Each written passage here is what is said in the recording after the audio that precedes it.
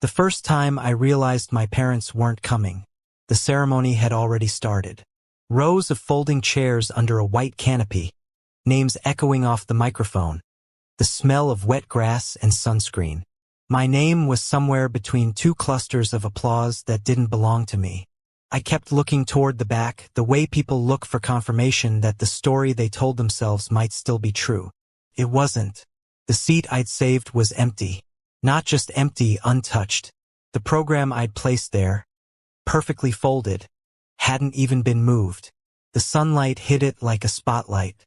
For a moment I thought maybe they were late. Maybe traffic. Maybe a forgotten text. I kept my phone on my lap, screen lighting up with notifications from classmates posting photos with their families. The word congratulations started to feel like a language I didn't speak. When my name was called, I stood up too quickly. My throat tightened halfway across the stage. The dean smiled, handed me the diploma, said something I didn't catch. My hand trembled when I took it. I wanted to believe the tremor was from excitement. The truth is, it was from holding back tears. I walked off the stage to the sound of polite clapping from strangers. Somewhere, someone whistled for someone else. I smiled anyway, the kind of smile that hurts because you know no one is looking. The camera crew caught me mid-step, that frozen image of pride mixed with absence. Later, when I watched the replay, I noticed it, how empty the frame looked behind me. Afterward, my classmates took pictures. Parents adjusting tassels, siblings jumping into group shots, someone yelling for everyone to say cheese. I held my diploma close to my chest like it might warm me. One of my professors asked where my family was. I said they couldn't make it, said it casually as if I'd known all along. He nodded, awkward, the way people do when they sense pain but can't name it. I sat alone on the bleachers with confetti and empty water bottles. I watched a mother fix her daughter's cap. They laughed, bumped shoulders. I don't remember leaving, just the sound of gravel under my shoes and the way the sunlight followed me to the parking lot. That night I didn't eat, just sat on the couch, cap still on the table, diploma still in the envelope. My phone lit up once around 9:47 p.m. A text from Mom. Not, sorry we missed it. Not, we're proud of you. Just, can we talk later? I stared at the words until they blurred. When I finally replied, I said sure. But later turned out to be 3 days later. Dad was the one who called. His voice was casual, almost cheerful.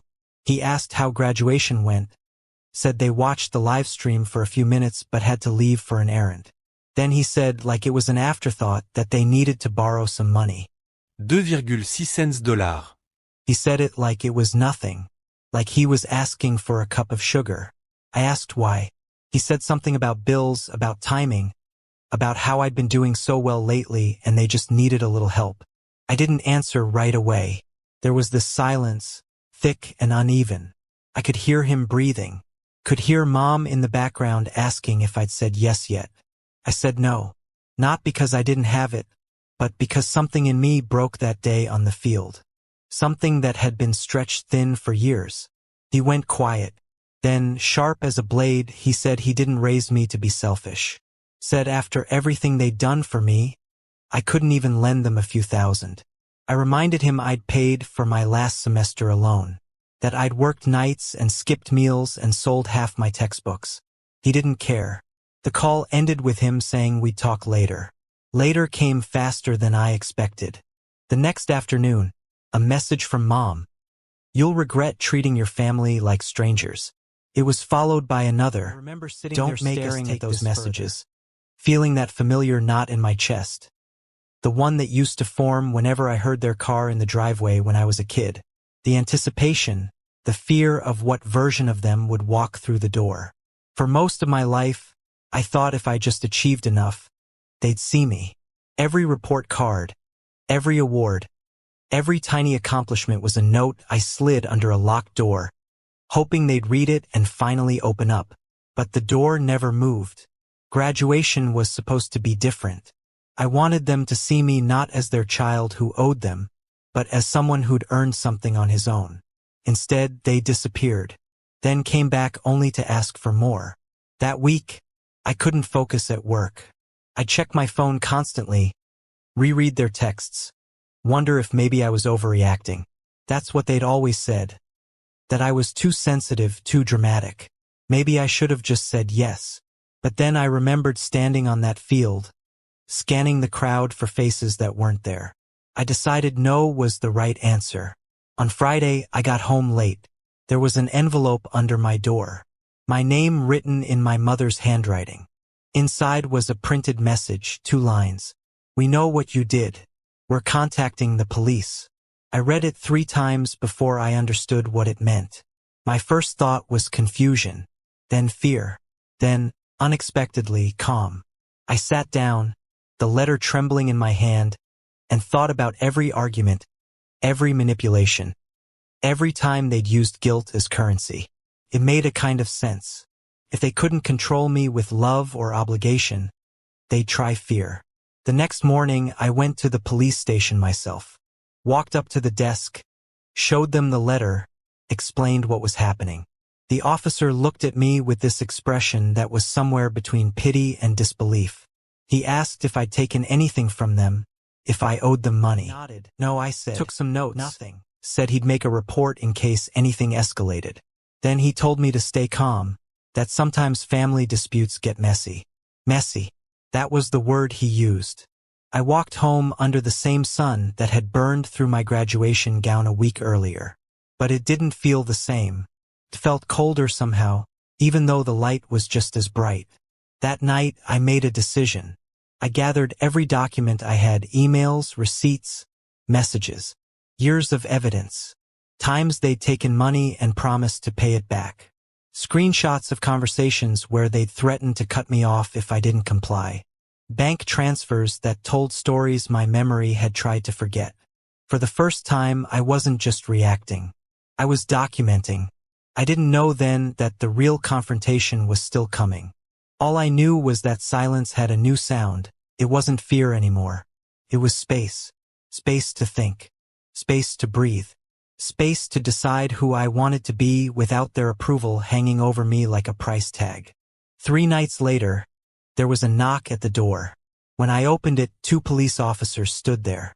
One of them said my name, and in that moment, the air seemed to hold its breath. The taller officer had a notebook in his hand. The other held his radio loosely, like he didn't expect to use it. I stepped aside, let them in. The room suddenly felt smaller, like the walls had leaned in to listen. He looked uncomfortable. Said someone had called, claiming I'd stolen their property and refused to return it. He didn't say who, but he didn't have to. My parents' voices were already playing in my head, overlapping, harmonizing an accusation. I asked what property. He flipped a page, glanced down, said a laptop, family heirloom, $2,600 in damages. The number hit me harder than the accusation. 2,600 again.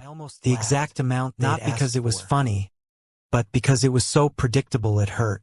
I told him I didn't have anything of theirs, that I'd been at work, that there must have been some misunderstanding. He wrote it down, calm, professional, like he'd done this 1,000 times. He asked if I'd be willing to come to the station for a statement. I said yes. At the station, they led me to a small gray room with a fan that clicked every few seconds. The kind of sound that makes time feel slower. He turned on a recorder, said it was just procedure. Asked about my relationship with my parents. That word, relationship, made something twist inside me. I told him we hadn't been close lately, that things had been tense. He asked when I last saw them. I said I hadn't in months, not since before graduation. He nodded slowly, wrote something. I watched the pen move like it was tracing the shape of my past.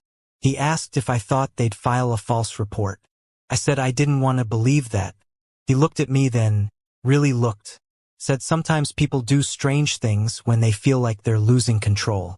That word, control, landed heavier than I expected. When they finally let me go, the sun was setting.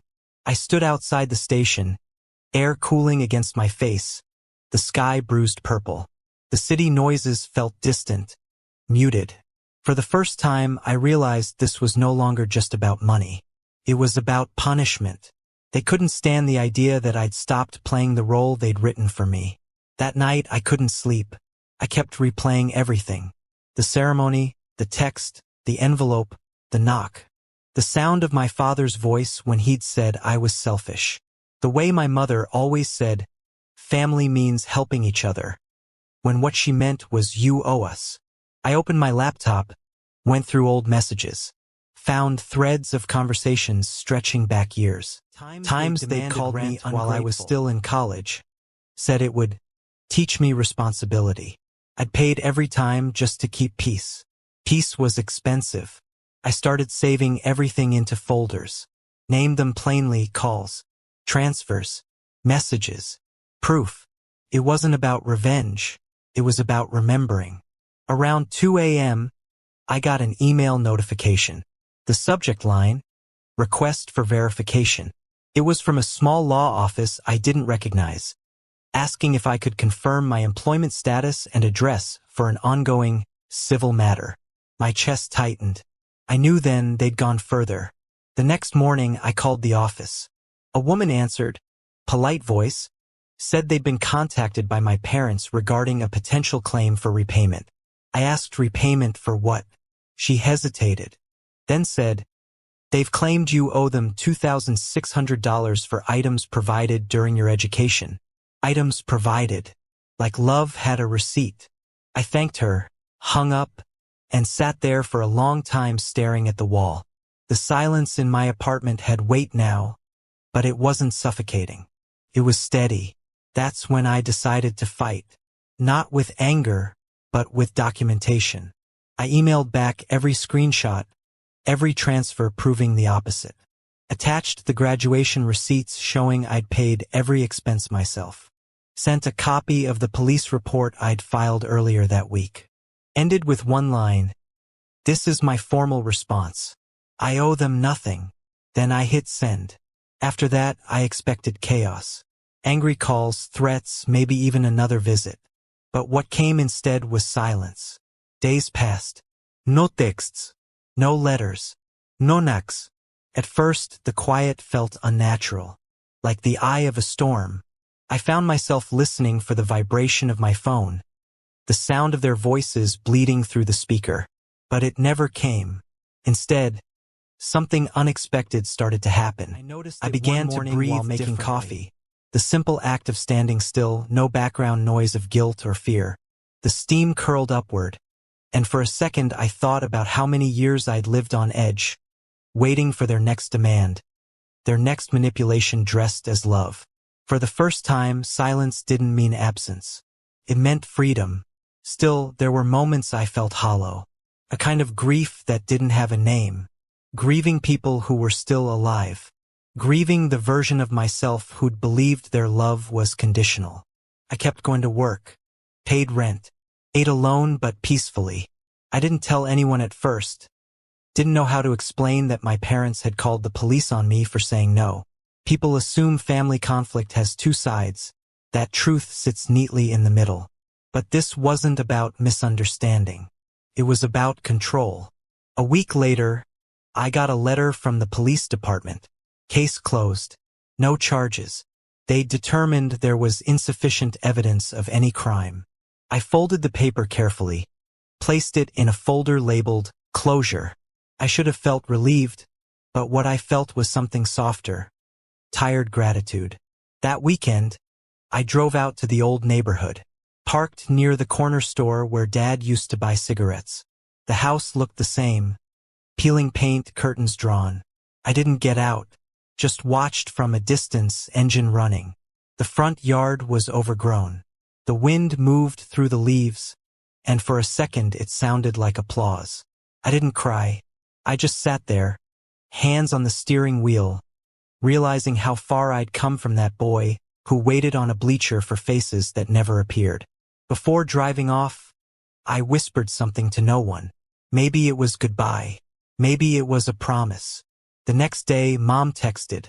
First message in 10 days. Said, we didn't mean for things to go this far. Then another, Stared at those words, but you really felt hurt us. nothing. Not anger, not relief. Just the understanding that this was the pattern repeating, guilt reshaped as apology. I didn't reply. That evening, I sat by the window, watching streetlights blink on one by one. The city had a rhythm I hadn't noticed before. People walking home, buses sighing to stops, the hum of life moving forward. For years I'd thought love meant endurance. That to love someone was to absorb their damage, carry it until it became yours. Now I knew love could also mean letting go. Letting go of needing them to see me. Letting go of proving anything. The silence that followed wasn't empty anymore. It was earned. But I wasn't done yet, because 2 weeks later, something arrived in the mail that changed everything. A letter from the same law office. Inside, stapled to the top, was a single page. An apology drafted by their attorney and signed, clearly written for formality. Attached beneath it, copies of the false claims they'd filed. And a handwritten note in my father's writing. "We didn't think you'd actually stand up to us." I read it once, twice, then set it down. Something inside me shifted. Not triumph, not anger, just clarity. I picked up my phone, opened a new message, typed a few words, then deleted them. There was nothing left to say. Instead, I opened the folder labeled Proof, scrolled through everything one last time. Then I renamed it. Not Proof. Boundaries. That's when I realized the story wasn't about betrayal anymore. It was about transformation. The boy they ignored at graduation was gone. What remained was someone who could stand in silence and not mistake it for loneliness. Someone who could say no and mean it. Months passed like pages turning without chapters. No new messages. No calls. The silence held, but this time it didn't notice the ordinary things. Breathed. The sound of my coffee machine sputtering in the morning. The creak of the floor when sunlight moved across it. The way the air smelled. Without meaning to, I added better than before. We talked about work, plans, families. When she asked if my parents were proud, I hesitated. Then I said they would be if they knew me now. The words surprised me. Not bitter, not sad, just honest. Later that night, as I was leaving, I passed the same kind of photographer who'd been at graduation. He smiled, asked if I wanted a picture. I almost said no. But then I thought about how every picture from that day had one thing missing. Me, looking like I belonged. So I stood there. The flash went off bright, brief, clean. When I saw the photo later, I didn't look triumphant. I looked calm, steady. The kind of person who'd stopped waiting for someone else to show up before celebrating. I printed it, taped it inside my closet door. Not where guests could see, but where I'd see it every morning. Weeks turned to months. I started sleeping better, dreaming less about what they'd said, more about where I was going. Sometimes, though, the old memories would still surface. The text messages, the arguments, the constant taking. Guilt has a way of disguising itself as nostalgia. When that happened, I'd do the same thing. I'd open the folder on my desktop. The one I'd renamed Boundaries. I didn't read the files anymore, just looked at the name. It reminded me that peace isn't given. It's defended. One Sunday afternoon, I drove out to a lake about an hour from the city. The kind of place people go when they want to think but don't want to call it that. The water was flat, silver in the light. I brought a thermos of coffee, sat on the hood of my car. For a long time, I watched the reflection of clouds drift across the surface. Somewhere behind me, a family was laughing, a father calling out for his kids to be careful near the rocks. The sound carried, sharp and clean. It didn't sting the way I expected it to. Not as villains, not as ghosts, but as people who never learned how to love without control. And maybe they never would. That realization didn't hurt. Freed me, because love doesn't mean fixing someone. Sometimes it means leaving them exactly where they choose to stand and walking your own way. I reached into my bag and pulled out the police letter, the one that said case closed. It had been folded and refolded so many times the creases looked like scars. I tore it once, then again, then let the pieces scatter into the lake. They floated for a moment, then sank, slow and certain. Not an act of anger, an act of release. When I got home that evening, I found one last envelope waiting at my door. My name written in my mother's handwriting. Inside, a birthday card. Noe palegi. Just 6 words. Hope you're doing well. Love, Mom. For a moment, I didn't know what to feel. Then I smiled. Not because it meant reconciliation, but because I finally understood something. Her love didn't have to be my burden anymore. I placed the card in a drawer, not to keep, but not to throw away either. Some things don't need closure. They just need to stop being reopened. That night, I left my phone on silent, turned off the lights, let the quiet fill the room. And for the first time in my life, I didn't wonder who might call. I didn't wait for approval or forgiveness or permission. I just existed, present, whole. Enough. The next morning, the sun hit my window in the same soft way it always had, but it felt different.